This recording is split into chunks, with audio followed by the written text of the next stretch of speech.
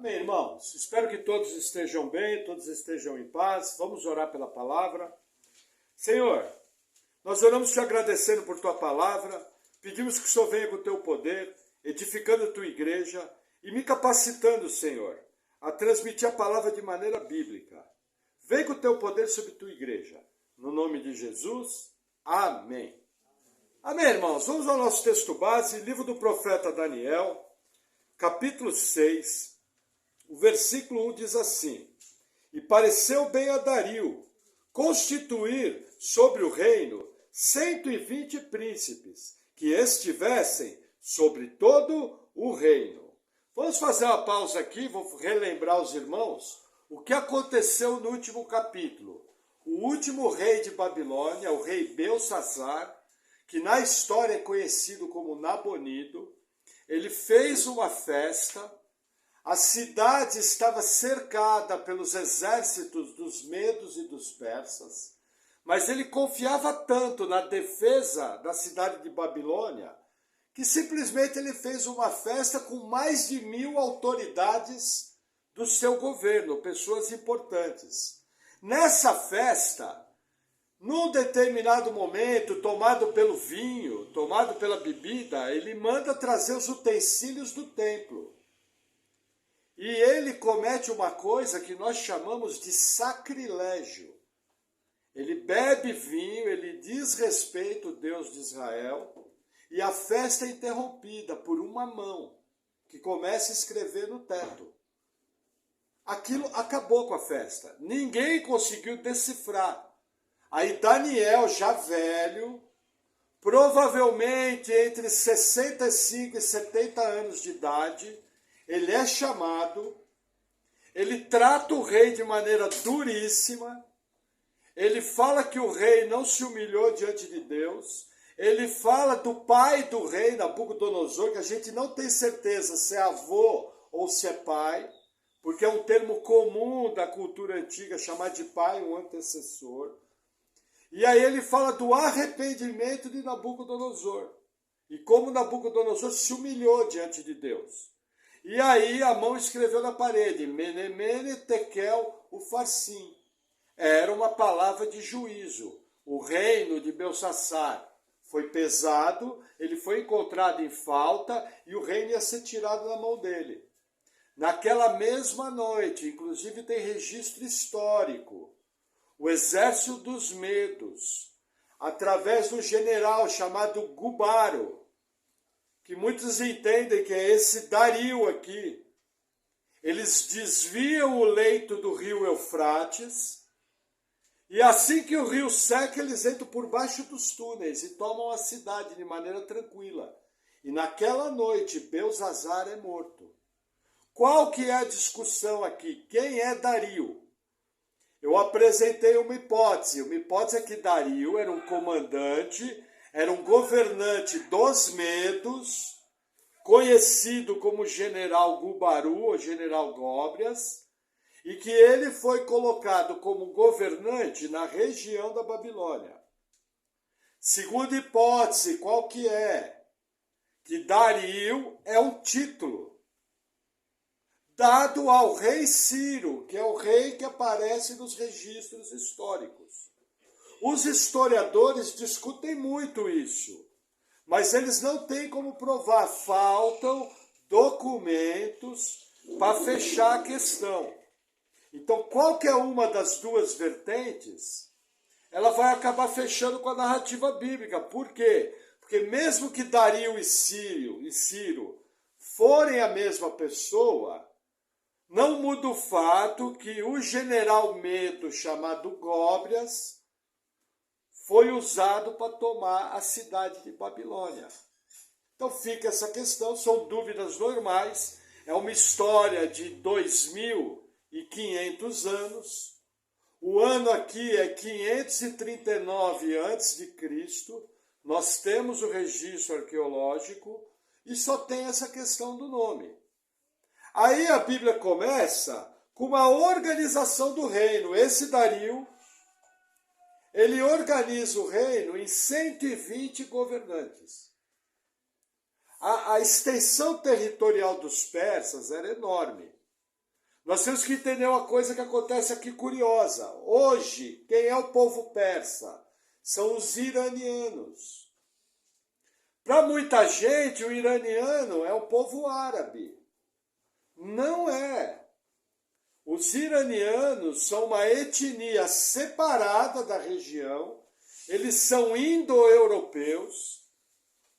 Eles não têm nada a ver com Babilônia, eles não têm nada a ver com a Síria, eles não têm nada a ver com Abraão. Até agora a gente estava lidando com um povo de origem semita, todo mundo meio parecido, todo mundo falava aramaico, todo mundo tinha mais ou menos a mesma origem. Só que esse império, na sua ascensão, vai trazer costumes muito diferentes. Então a primeira coisa que o governante faz é mudar a divisão do Estado. E ele separa em 120 províncias. Imaginam o tamanho do reino. Imagina o tamanho das conquistas persas. E aí a narrativa continua. Versículo 2. E sobre eles, 3 presidentes, dos quais Daniel era um, aos quais esses príncipes dessem conta, para que o rei não sofresse dano. Então, o mesmo Daniel sobrepujou a estes presidentes e príncipes, porque nele havia um espírito excelente, e o rei pensava constituí-lo sobre todo o reino. Qual que era a divisão? No alto escalão havia 3 principais. Todos os 120 se reportavam a esses 3. A função dos 3 era supervisionar. Vamos dizer que eles tinham uma posição parecida como um primeiro-ministro. Tudo passava pela mão deles. Para quê? Para que o reino não tivesse prejuízo. Entre os 3 estava Daniel, que a gente vê novamente aqui. A gente vê novamente Deus interferindo na história e colocando um servo seu. Gente, ele atravessou de servir um governo. Você tem que entender o quadro. Daniel servia Nabucodonosor. Daniel serviu a Évil-Merodach. Daniel serviu a Nabonido, que é Belsazar. Ele era um alto funcionário do governo conquistado. Aqui a gente já vê um milagre de Deus. Por quê? Porque aquele que conquista, qual é a primeira coisa que ele vai fazer? Vai prender todos os funcionários de confiança do antigo governo. Como que eu vou colocar o conselheiro de Nabucodonosor para estar do meu lado? O que os estudiosos entendem? Assim que Dario entrou na cidade de Babilônia, a profecia que Daniel tinha interpretado naquela noite deve ter chegado aos ouvidos dele. Imediatamente ele conheceu Daniel, por uma ação de Deus, porque é Deus que evidencia os homens. Daniel foi colocado como um dos 3 principais governantes. Agora, não bastasse isso. Daniel era o melhor deles. Daniel era idôneo. Daniel tinha um bom testemunho de um servo de Deus. Num nível tal que o rei começou a pensar, falar, não, vou colocar ele como segundo do reino.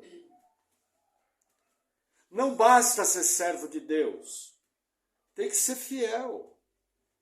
Se cogita muito no Brasil, se discutiu muito sobre governantes cristãos, governantes evangélicos. Veja, eu não creio que nós devemos ser governados por ímpios. Mas eu creio que o principal papel de um governante cristão simplesmente é ser irrepreensível. É ser o melhor. É ser um camarada que, se colocado no poder da parte de Deus, ele vai dar um testemunho de um servo de Deus. Por que eu falo isso? Hoje em dia, nessa questão esquerda-direita, existe muita ilusão e muita confiança em homens. Lógico, a Bíblia é um livro político, Deus é um Deus político, em todo o Antigo Testamento Deus coloca os seus homens no poder, Mas o que eu tenho que entender é o seguinte, se eu for colocado lá, eu tenho que ser o melhor. Eu tenho que ser uma pessoa competente. Porque eu sou um servo de Deus. Esse é o critério bíblico para cristãos na política. Você não vê Daniel praticamente fazendo mais nada. Teve a parte das visões, que nós vamos começar a estudar a partir da próxima palavra. Mas antes de acontecerem as visões, Daniel trabalhou, o ministério de Daniel foi secular, juntamente ao governo, como um sábio. Você não vê Daniel ressuscitando morto, você não vê Daniel fazendo nada esforofobético, mas você vê Daniel sendo um grande administrador, capacitado por Deus. Nos mesmos moldes, inclusive, de José no Egito, que é o outro modelo que nós temos. Então, assim, é muito importante a gente usar esse capítulo de forma apologética. Eu creio que feliz é a nação cujo Deus é o Senhor. Eu creio que um servo verdadeiro do Senhor no poder pode fazer diferença. Mas principalmente, antes de qualquer coisa, eu creio nisso aqui. Se é servo de Deus, tem que ser irrepreensível. Não tem mumunha, não tem falcatrua, não tem nada disso. Amém? Esse é o padrão. Amém? Vamos seguir mais um pouquinho, versículo 4. Deixa eu dar um golinho aqui. Então, os presidentes e os príncipes procuravam achar ocasião contra Daniel a respeito do reino, mas não podiam achar ocasião ou culpa alguma, porque ele era fiel e não se achava nele nenhum erro, nem culpa. Então esses homens disseram: nunca acharemos ocasião alguma contra esse Daniel, se não a acharmos contra ele na lei do seu Deus. Irmãos, aqui é importante porque aqui tem um conceito que se fala muito, a questão da inveja e a questão da cobiça. Qual que é? O que é cobiça? Cobiça é quando eu quero aquilo que o outro tem. Esses homens estavam cobiçando o que Daniel tinha? Sim, porém eles vão mais longe. Eles são invejosos. O que o invejoso é? Além dele querer o que o outro tem, ele quer a destruição do outro. A inveja é um pecado muito mais sério, com consequências muito mais sérias que a cobiça. O que esses camaradas estão fazendo? Eles estão cercando Daniel para tentar achar nele uma falha. Para quê? Para derrubar. O que está acontecendo aqui é uma briga de poder. Falar uma coisa para você, desde que o mundo é mundo, o ambiente político é esse aqui. Se alguém diz ter o chamado por Deus, entenda, por cristão e política é um chamado. A Bíblia mostra que o cristão na política é um chamado dado por Deus. Apenas Deus pode comissionar um cristão a ir para o mundo político. O que é importante esse cristão entender? Que esse aqui é o ambiente que ele vai pegar. Não tem um santo. É cobra querendo engolir cobra. Entendeu? Não espere na política dos países coisas bonitas. É tudo conversa para boi dormir. Entendeu? O único governante que vai pisar nesse planeta irrepreensível é Jesus Cristo. Abrindo a eternidade, quando ele vai governar através de Jerusalém. O trono de Davi vai ser estabelecido e ele vai governar através de Jerusalém. E nós, os salvos, reinaremos juntamente com eles. É o que o Apocalipse me ensina e outras passagens ensinam. Então, assim, não estranhe. Nossa, fulano da política fez tal coisa. Ele está agindo pelo que sempre agiu. Entendeu? É um pecador tentando fazer algo bom. Com certeza vão haver falhas. Você pode ter menos ruins e mais ruins, mas vão haver falha. Por que isso é importante? Eu nunca devo confiar em homens. O crente tem opinião política? Tem. O crente tem uma postura política? Tem, é muito clara. A postura política do crente é o seguinte: eu jamais apoio aquilo que vai contrário à Bíblia. Fechou. Simples assim. Agora, mesmo tendo escolhas políticas, a minha confiança não pode ser em homem. Porque Jeremias 48:10 fala o seguinte: maldito é o homem que confia no homem, que se estriba no braço do homem. Entendeu? Porque o homem é falho.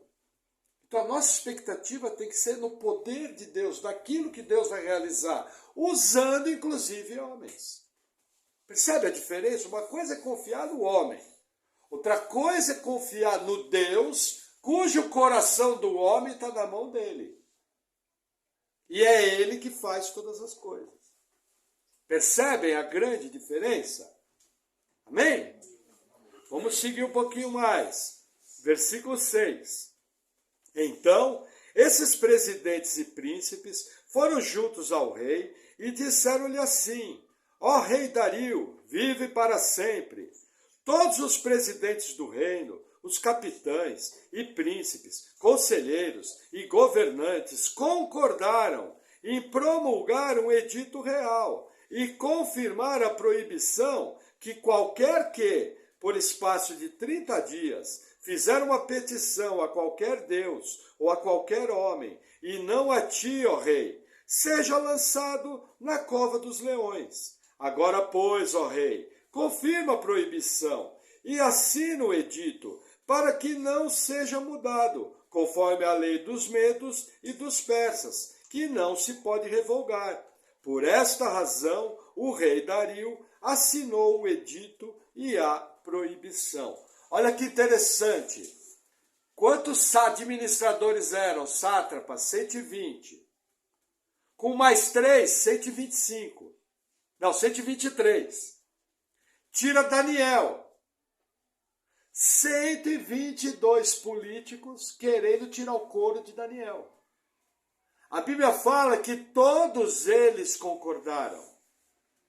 Lembra que eu não posso ter mentira na Bíblia? O texto é claro, todos concordaram. Imagina o quanto a idoneidade de Daniel incomodava. Sabia que seu bom testemunho incomoda os incrédulos? Sabia que quando você se posiciona de maneira santa no seu trabalho, além de ser luz do mundo e sal da terra, sua postura incomoda? E não incomoda pouco? Irmão, quando você for perseguido por fazer o certo, dê glórias a Deus, porque você vai ter galardão quando estiver diante do Senhor. Por quê? Porque a nossa postura de busca de santidade incomoda os incrédulos. Essa é a realidade dos cristãos.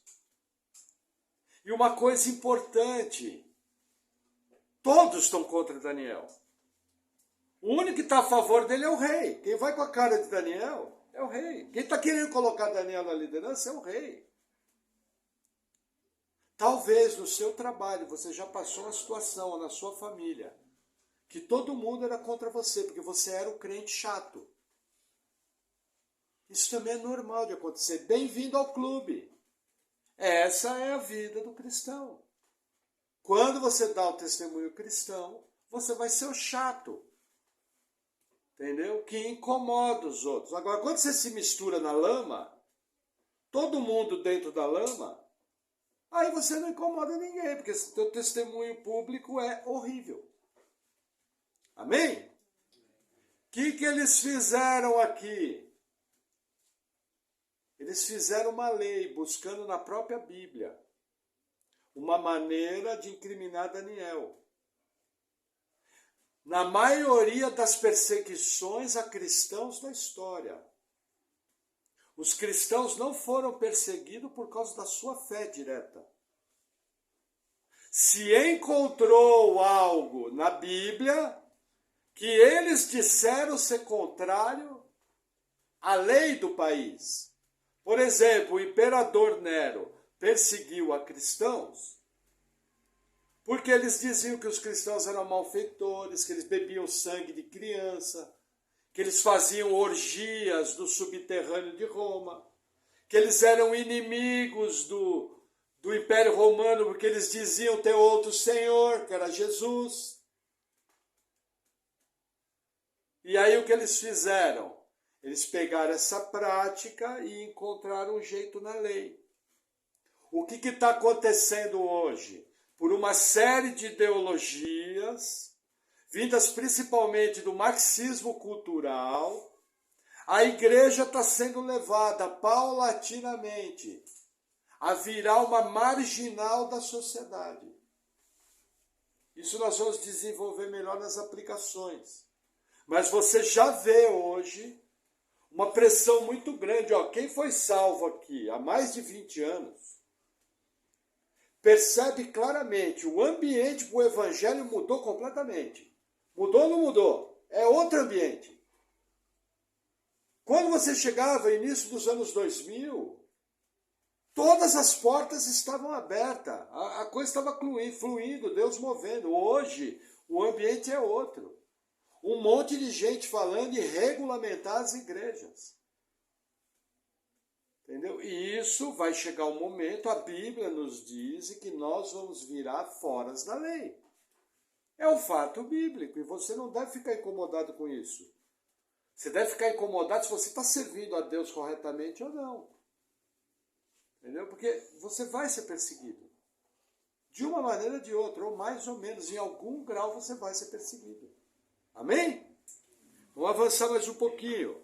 Versículo 10. Daniel, pois, quando soube que o edito estava assinado, entrou em sua casa. Ora, havia no seu quarto janelas abertas para o lado de Jerusalém.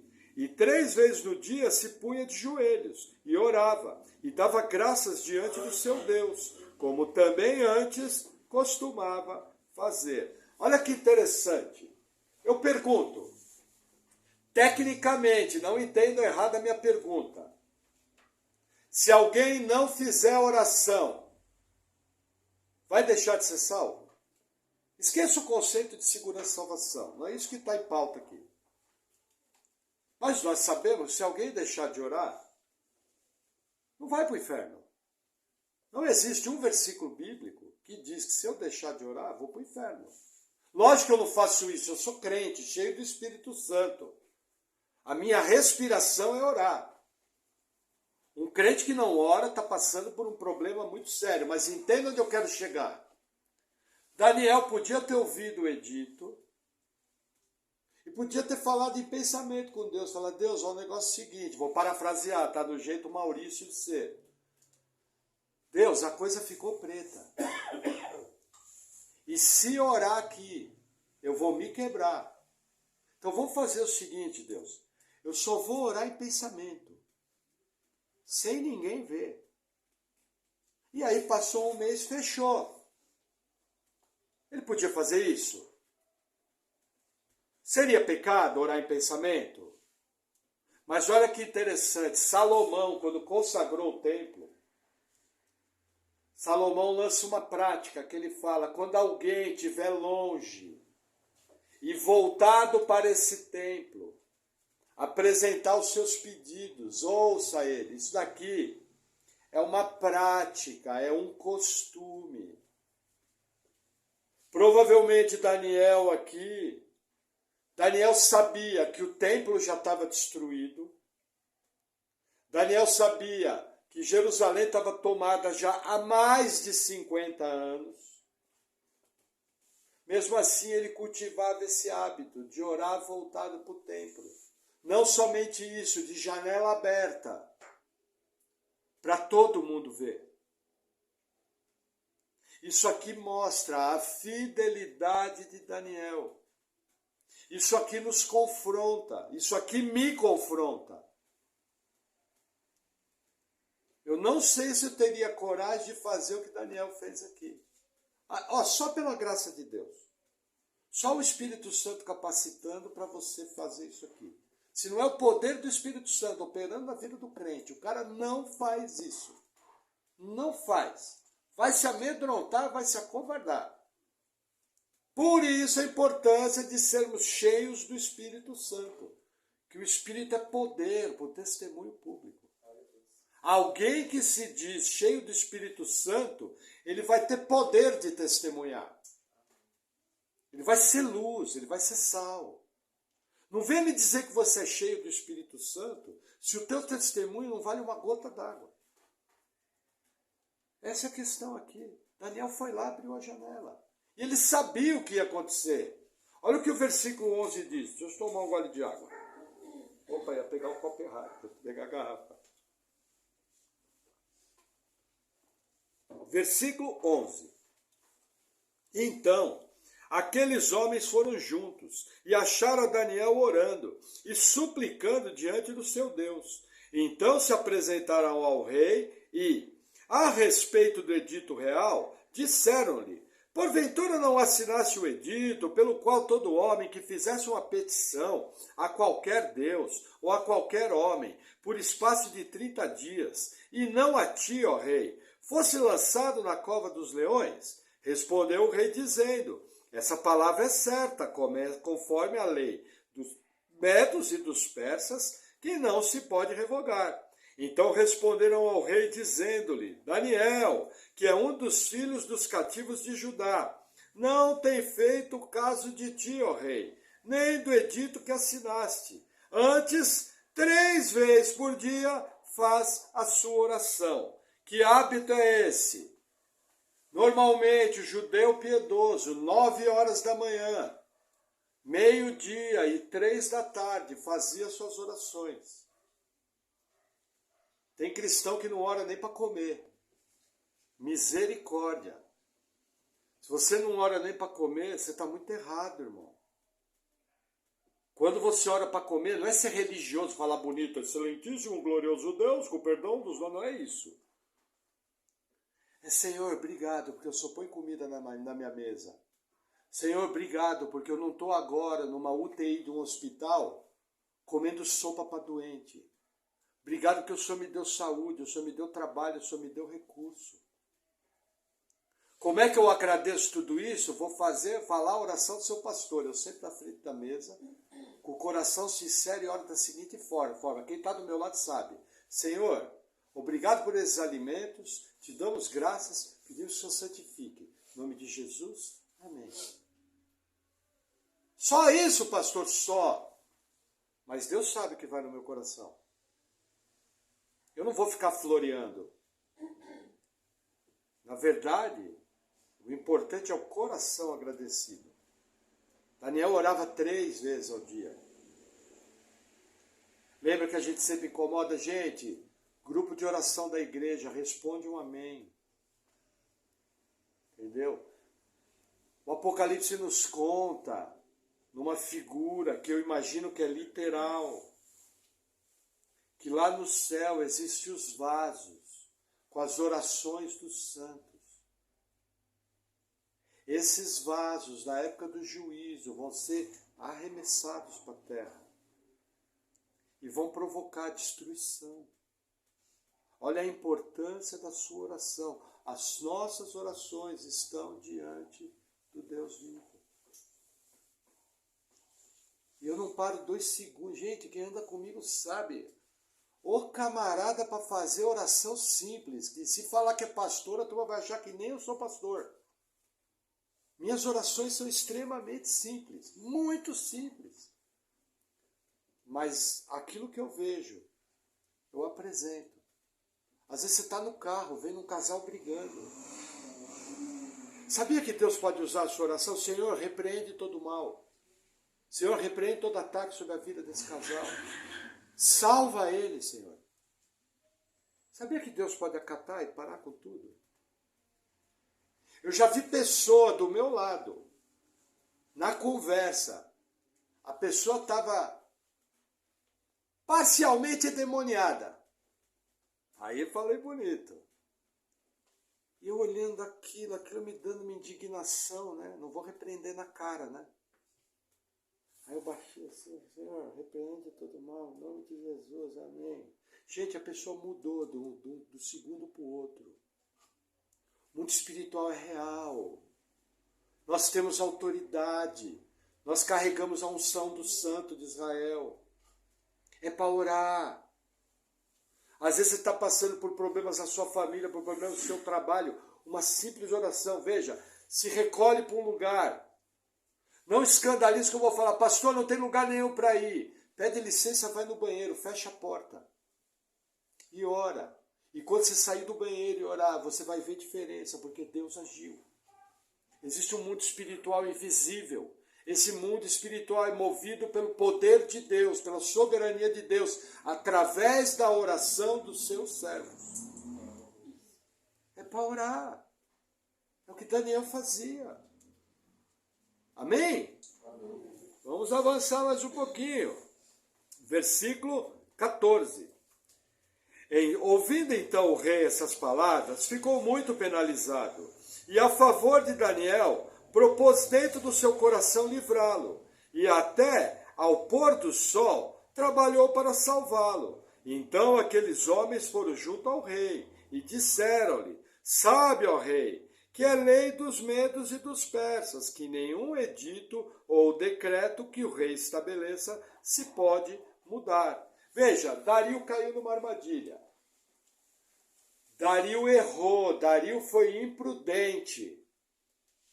Irmão, a Bíblia fala, o homem do Senhor se ensina ou não, o que passar disso provém do maligno. Cuidado quando você disser sim para algo. Você pode estar se comprometendo com algo pecaminoso. Se um grande governante como Dario cometeu um erro básico, não parou para pensar, falou tipo assim, pô, por que esses caras estão querendo fazer essa lei? Não havia tradição no Império Persa do governante ser adorado como Deus, não havia essa tradição. Quando você vai para os anais da história, não existe citação de um rei persa, de um rei medo, ser adorado como Deus, como eram os imperadores romanos. Não existia isso. Ele não tinha, no meio, ter parado para pensar. Peraí, o que esses caras estão querendo? Irmão, poupe palavras. Deus te deu 2 ouvidos e uma boca, que é para ouvir mais e falar menos. E se por acaso você se comprometer com uma palavra, pastor, palavra de crente não volta atrás. Quem disse? Se aquilo que você falou vai contra a Bíblia, volta atrás sim. Você vai olhar no olho da pessoa e falar, fulano, lembra que eu te falei que ia fazer tal coisa? Então é o seguinte, estou aqui para te pedir perdão, mas eu não posso fazer isso que vai contrário à lei do meu Deus. Por que não sei o que? Você não é homem. Não, realmente eu errei, mas eu estou aqui para dizer que eu não vou fazer isso porque é contrário à Bíblia. E se é contrário à Bíblia, eu não faço.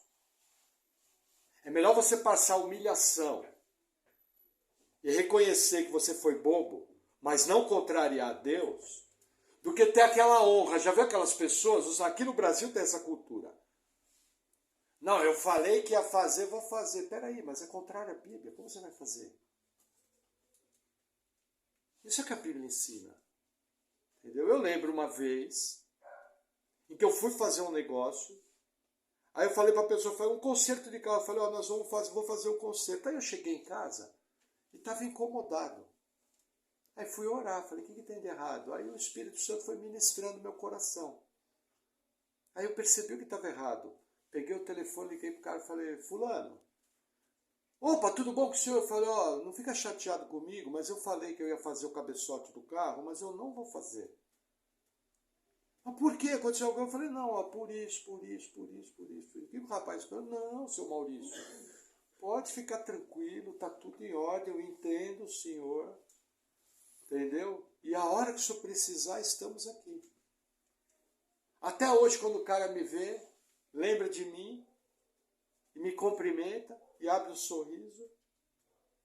Por quê? Eu fui imprudente, eu tinha que ter chegado, esperado um pouquinho, depois ter combinado. Mesmo assim, o Senhor, na sua misericórdia, não permitiu que eu cometesse aquele erro. Não ia ser correto. E eu liguei para a pessoa e esclareci. Simples assim. É assim que nós temos que ser. Amém? Vamos seguir mais um pouquinho. Versículo 16. Então o rei ordenou que trouxesse a Daniel, e lançaram-no na cova dos leões. E falando o rei, disse a Daniel: o teu Deus, a quem tu continuamente serves, ele te livrará.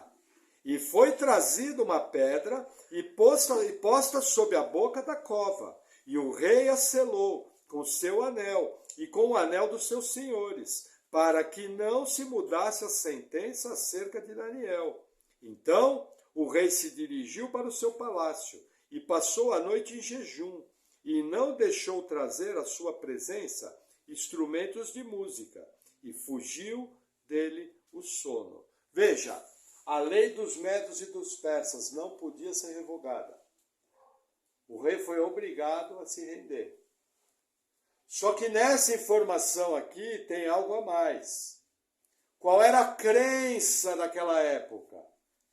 Que se alguém fosse livrado milagrosamente de uma cova dos leões, de uma fornalha de fogo, primeiro, o Deus daquela pessoa era verdadeiro. Segundo, naquela crença, mostraria que a pessoa era inocente e que os acusadores dela eram criminosos. Olha o que está em jogo aqui. E é interessante o quê? O testemunho de Daniel na sua vida pessoal era tal que o texto nos mostra que, de alguma forma, ele já tocava o coração do rei Dario. Que o próprio rei Dario,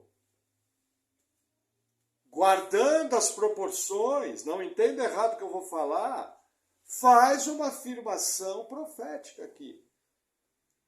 De Deus livrando Daniel. No mínimo, Dario imaginava que o Deus de Daniel poderia livrar Daniel. Nós temos que lembrar que são centenas de deuses. Amém? Vamos avançar mais um pouquinho. 19. Pela manhã, ao romper do dia, levantou-se o rei e foi com pressa à cova dos leões. E chegando-se à cova, chamou por Daniel, com voz triste, e disse o rei a Daniel: Daniel, servo do Deus vivo, dar-se-ia o caso que o teu Deus, a quem tu continuamente serves, tenha podido livrar-te dos leões? Olha que interessante. Primeiro, o rei não dormiu. Segundo, o rei jejuou. Terceiro, assim que raiou o dia, o rei foi em direção à cova dos leões. O que é a cova dos leões? Naquela época havia um esporte, onde se capturavam leões, deixavam esses leões em jaulas subterrâneas, e aí, de tempos em tempos, eles soltavam esses leões para caçar. Era um esporte da época. Esses leões ficavam sem comer. Por quê? Porque o leão só vai caçar quando tem fome. Daí surgiu a prática de se lançar na cova dos leões. Lembra que Nabucodonosor assava vivo? Aqui já mudou a pena, aqui é cova dos leões. Entendeu? Aí o rei levanta e ele chama Daniel na porta da cova dos leões. E para surpresa dele, o que vai acontecer? Versículo 21. Então Daniel falou ao rei: ó rei, vive para sempre. Olha que interessante. Olha a saudação respeitosa de Daniel. Concorda que Daniel podia estar magoadinho com o rei? Ah, agora eu não chamo mais de rei. Ele me mandou para a cova. Eu não gostei do que ele fez. Concorda que Daniel podia estar ressentido? Gente, ressentimento é pecado. Dói, dói. Você fica indignado com algumas coisas que te fazem? Sim.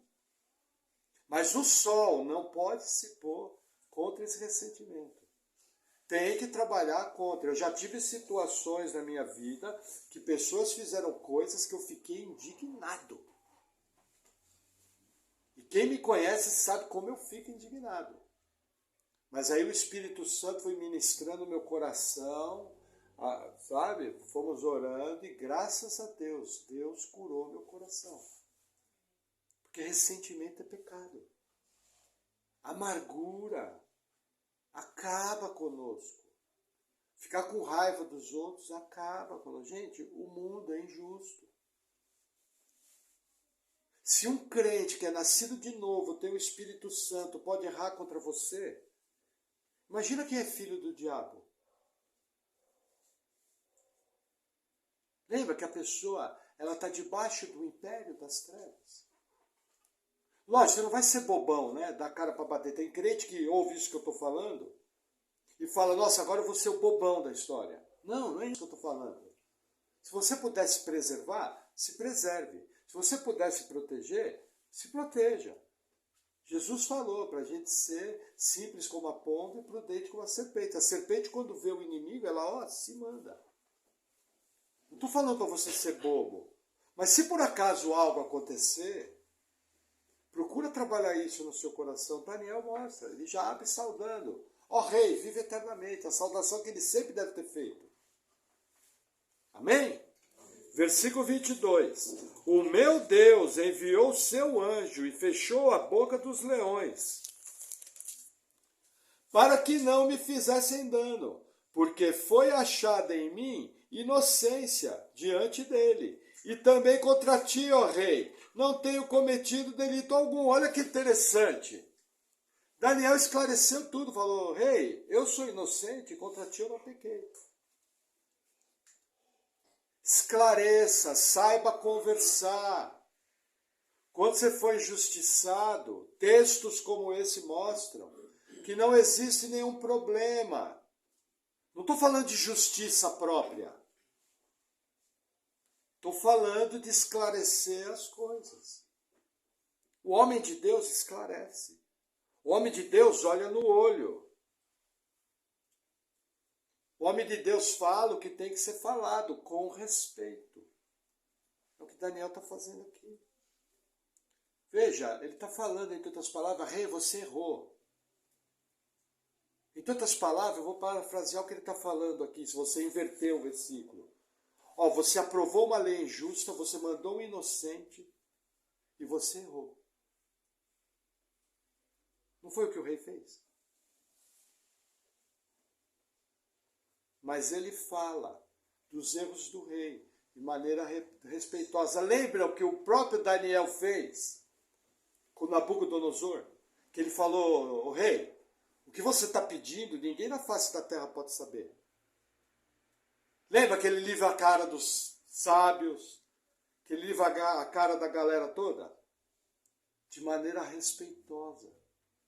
Que nem homem de Deus faz. Homem de Deus sabe conversar. Homem de Deus, ungido pelo Espírito Santo, escolhe as palavras certas para conversar. E quando você está diante de uma autoridade, você tem que ter respeito dobrado. Nós vivemos uma geração de falta de respeito por autoridades. Entendeu? Eu lembro de uma antiga presidente nossa que falava os maiores impropérios. Mas eu ficava incomodado quando a turma fazia piada dela. Não gostava muito, não. E olha, não era eleitor dela, não. Entendeu? Mas uma coisa é Deus ter colocado ela como autoridade. Entendeu? Outra coisa é o meu papel em relação à autoridade. Eu não sou pago para gostar ou não, eu sou pago para obedecer a Bíblia. E se a Bíblia manda eu respeitar a autoridade, eu tenho que respeitar. Não tem uma segunda opção. Ah, mas eu não gosto dele. Beleza, isso é outra história. Mas respeito. A toda a autoridade, até o guarda da esquina. O camarada está trabalhando. Daniel aqui tinha todos os motivos para agir diferente. Agiu respeitosamente. Amém? Vamos avançar mais um pouquinho para encerrar o texto. 23. Não, peraí. Puxei o texto errado. Não, é o 23. Então o rei muito se alegrou em si mesmo e mandou tirar a Daniel da cova. Assim foi tirado Daniel da cova, e nenhum dano se achou nele, porque crera no seu Deus. E ordenou o rei, e foram trazidos aqueles homens que tinham acusado Daniel, e foram lançados na cova dos leões, eles, seus filhos e suas mulheres, e ainda não tinham chegado ao fundo da cova quando os leões se apoderaram deles, e lhes esmigalharam todos os ossos. Gente, o feitiço virou contra o feiticeiro. Daniel foi tirado da cova. Imediatamente o rei lançou os camaradas na cova do leão. Só eles não. Os filhos e as mulheres. Eu pergunto, os filhos e as mulheres pecaram contra Daniel? Ué, mas eles foram lançados na cova do leão? Por que isso aconteceu? Gente, era um hábito antigo. Não pagava apenas o cara, toda a família dele pagava. Outro detalhe, você tem que entender que a pena veio de Dario, Daniel não pediu nada. Você tem que entender, porque veja, os acusadores da Bíblia, os textos que eles são especialistas é dizer que Deus mandou matar mulher e criança. Quem já ouviu isso? Tá? Uma acusação tola, porque aqueles que Deus mandou matar faziam sacrifícios humanos há 400 anos. Matavam crianças queimadas vivas por 400 anos. Entendeu? Então não tem santo. Outro detalhe, as outras culturas que não tinham nada a ver com a Bíblia faziam coisas até piores. Mas a gente sabe, quando a turma quer acusar a Bíblia, a turma fala tudo quanto é coisa, e um monte de besteira. Mas o interessante aqui, o que o texto quer mostrar, que mal eles caíram na cova, os leões morreram. Irmão, se você tiver oportunidade, filma um ataque de leão. Na internet, filma não, perdão. Vê na internet um ataque de leão. Você vai ficar assustado com o poder do ataque de um leão. Muitos de nós não fazemos ideia o que é o tamanho da cabeça de um leão, sem ajuda. Nós não fazemos ideia do poder desse animal. A turma foi destruída. A família toda. De todos aqueles que armaram contra Daniel e contra o rei. Entendeu? Lembra que Deus fala, minha é a vingança, diz o Senhor. A vingança pertence a Deus. Ah, pastor, o que eu faço? Você pode orar. Eu creio que orações imprecatórias são válidas. O que é uma oração imprecatória? Fala, Deus, o Senhor não está vendo a injustiça que estão fazendo contra mim? Senhor, o Senhor sabe que eu sou pecador e que eu não sou santo, mas Senhor, apresenta esse caso a Ti. Entrego nas Tuas mãos, porque o Senhor é o único que é justo e é digno de julgar essa causa.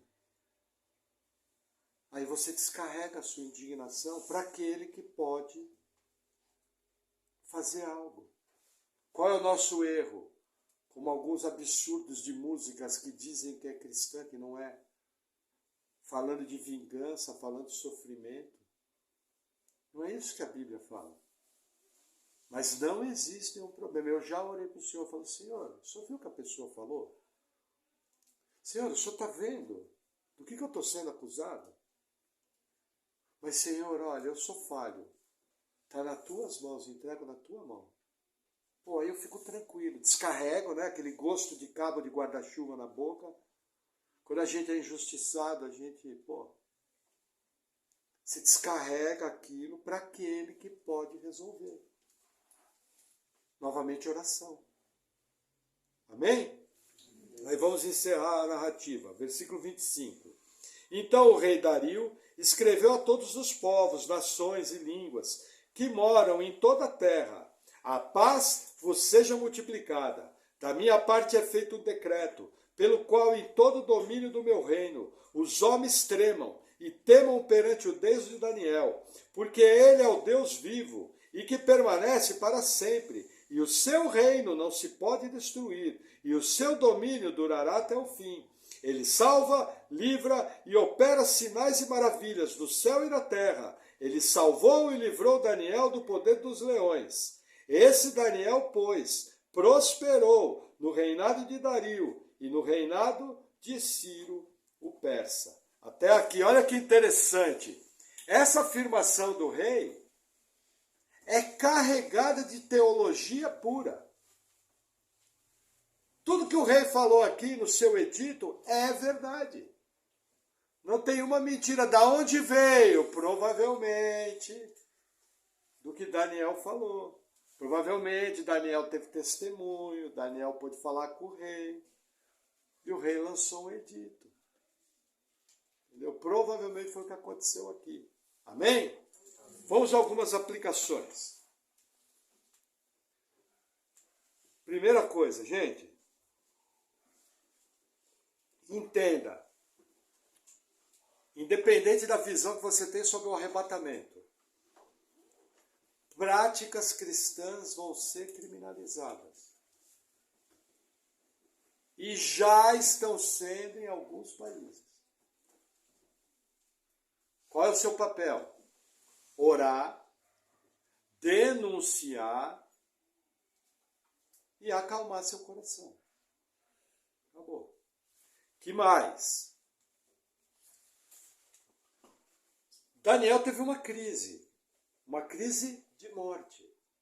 Lembra que eu falo que para acontecer um milagre tem que ter um problema? Sabe qual é o problema nosso? Na nossa fé infantil, a gente quer que o milagre aconteça sem acontecer o problema. Só que isso não existe. Porque para que vai ter milagre se não tem problema? Se eu acordo de manhã, tomo meu café, vou trabalhar, corre tudo bem, almoço, venho à tarde, estou com saúde, todo mundo bem, tudo gordinho, cadê o milagre? Bom, eu acho que já tem um milagre que Deus está me guardando num mundo tão mal como o nosso, mas percebe o que eu estou falando? Gente, Daniel não fez nada errado. E ele só tinha uma alternativa, confiar em Deus. Ele foi colocado numa situação que ele não podia nem sair correndo. Entendeu? Então lembre disso, quando o problema vem, é uma oportunidade do milagre de Deus acontecer. Deus vai sempre livrar da cova dos leões? Não, não é assim que funciona.